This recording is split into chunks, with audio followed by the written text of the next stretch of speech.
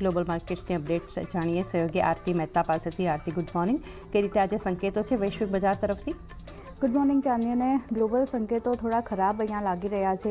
US માર્કેટની વાત કરી લઈએ તો ત્રણેય ઇન્ડાઇસીસમાં એક નેગેટિવ ક્લોઝિંગ આવતું દેખાયું છે અને જો લગભગ 1% વધુની વેચવાલી આપણને બધા ઇન્ડાઇસીસમાં બનતી દેખાઈ રહી છે. જે રીતે પશ્ચિમ એશિયા યુદ્ધ વધી રહ્યું છે અને ક્રૂડ અને એનર્જી ફેસિલિટી જે રીતે અહીંયાથી હવે ટાર્ગેટ કરવામાં આવી છે એને લીધે થોડી ચિંતા જે છે તે વધતી દેખાય છે. યુએસ માર્કેટ માટે નબળા ડેટા પણ થોડું દબાણ જે છે તે અહીંયાથી વધારી રહ્યા છે.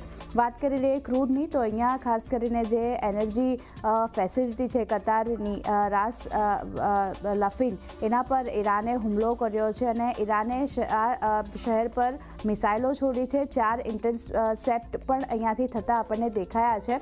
હવે કતારનું સૌથી મોટું LNG પ્લાન્ટનું ઉત્પાદન જે છે તે કતારે પહેલેથી જ અહીંયાથી બંધ કર્યું છે. પણ આજે રાસ લેફિન છે એને ભારે નુકસાન થયું છે કતાર તરફથી. એવા નિવેદન પણ આવતા દેખાયા છે અને ઈરાન હવે એવું કહી રહ્યું છે કે ખાસ કરીને ઓઇલ ગેસ સાઇટ્સ જે છે તે હવે અહીંયાથી તેઓ ટાર્ગેટ બનાવતા જોવા મળશે. ઇઝરાયેલે પહેલાં સાઉથ પારસ ગેસ છે એ ફિલ્ડ પર હુમલો કર્યો અને UAEએ ઇઝરાયેલના હુમલાની નિંદા કરી છે અહીંયાથી.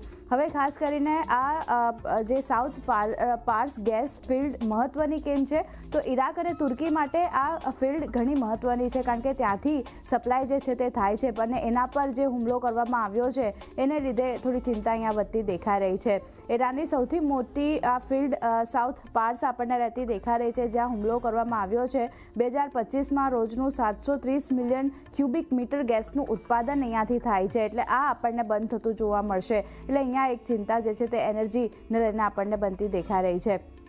હવે ઈરાનના નિશાના પર કોણ છે એના પર નજર કરી રહે તો જો ઈરાને હવે કતારની જે રાસ લફિન છે રિફાઇનરી એને ટાર્ગેટ કર્યું છે. ખાસ કરીને બીજી બાજુ કતારનું જે મેસાઇડ પેટ્રોકેમિકલ કોમ્પ્લેક્સ છે તેને પણ અહીંયાથી તેઓ ટાર્ગેટ રાખી રહ્યા છે.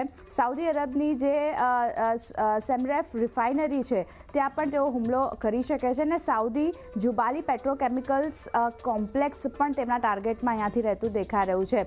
હવે UAEનું ખાસ કરીને વાત કરી લઈએ તો જે અલ હોન્સ આ ગેસ અસેટ છે તે પણ અહીંયાથી તેમનો ટાર્ગેટ અહીંયાથી રહેતો જોવા મળી શકે છે. તો ખાસ કરીને જે ઈરાનનો નિશાન છે ઈરાનના ટાર્ગેટ છે તે મોટા ભાગે અહીંયાથી એનર્જી આપણને ઇન્ફ્રા જે છે તે બનતું દેખાઈ રહ્યું છે. એના પર હુમલો જો થશે તો હજી વધારે એનર્જી સંકટ આપણને અહીંયાથી બધું જોવા મળી શકે છે. તો આ ડેવલપમેન્ટની વાત થઈ જેને લઈને ક્રૂડમાં ઉછાળો આપણને આવતો દેખાઈ રહ્યો છે. લગભગ $110 ની ઉપર બ્રેન્ટ પહોંચ્યું છે. હવે ફેડના નિર્ણયની વાત કરી રહી. મહત્વનો નિર્ણય તેમણે લીધો છે અને અનુમાન મુજબ જ US ફેડ નિર્ણય લીધો છે જ્યાં દરોમાં કોઈ બદલાવ નથી કરવામાં આવ્યો અને વ્યાજ દરની જો રેન્જ જોઈએ તો 3.5થી લઈને 3.75% પર યથાવત અહીંયાથી રહેતી દેખાઈ રહી છે આ જે રેન્જ છે. અને મોંઘવારી અનુમાનની વાત કરી લઈએ તો 2.5%થી વધારી 2.7% હવે અહીંયાથી કરવામાં આવ્યું છે. હવે તમામ સદસ્યો જે છે ફેડના તે અહીંયાથી સ્ટેટસ કોના પક્ષમાં તેમણે વોટ કર્યા છે. માત્ર સ્ટીફન મિરાન જે છે એમણે રેટ કટનું સમર્થન કર્યું હતું પણ બાકીના દરેક સભ્યો તરફથી એક વ્યાજદર સ્થિર રાખવાનો સ્ટેટસ કો માટેનો વોટ જે છે તે અહીંયાથી પડતો દેખાયો હતો. હવે જેરોમ પોવેલ એ શું કહ્યું એના પર પણ નજર કરી લઈએ તો US અને ઈરાન યુદ્ધથી મોંઘવારી વધવાની આશંકા અહીંયા બનતી દેખાઈ રહી છે અને જ્યાં સુધી મોંઘવારી નહીં ઘટે ત્યાં સુધી વ્યાજદરમાં ઘટાડો નહીં જોવા મળે તેવું તેમના તરફથી કહેવામાં આવ્યું છે. તો ક્લિયરલી જે રીતે ક્રૂડના ભાવ વધતા દેખાયા છે એ પણ એક ચિંતા ફેડની સામે બનતી દેખાઈ રહી છે. તો મોંઘવારી જ્યાં સુધી કંટ્રોલમાં નહીં આવે ત્યાં સુધી વ્યાજદરમાં ઘટાડો નહીં કરે. ઓવરઓલ એશિયન માર્કેટની વાત કરી લઈએ. શરૂઆત આપણને અહીંયા એશિયન માર્કેટની પણ નબળી આપણને બનતી દેખાઈ રહી છે. જો તાઇવાન, નિક્કેઈ, કોસ્પી બધામાં દબાણ સાથેનું કામકાજ અને 1%થી વધુની વેચવાલી જોઈ રહ્યા છે. શેંઘાઈ સ્ટ્રેટ ટાઇમ્સ હેંગસેંગમાં પણ નરમાશ આપણને બનતી દેખાઈ રહી છે. તો એશિયન માર્કેટની નબળી શરૂઆત. ગિફ્ટ નિફ્ટી શરૂઆતી લગભગ 550 પોઈન્ટ્સ જેટલી વેચવાલી અહીંયા બનતી દેખાઈ હતી. અત્યારે જુઓ 429 પોઈન્ટ જેટલી વેચવાલી અને લેવલ સ્પેસિફિક વાત કરી લઈએ તો 23,347ના લેવલ અહીંયા ગિફ્ટ નિફ્ટી તરફથી બનતા દેખાઈ રહ્યા છે.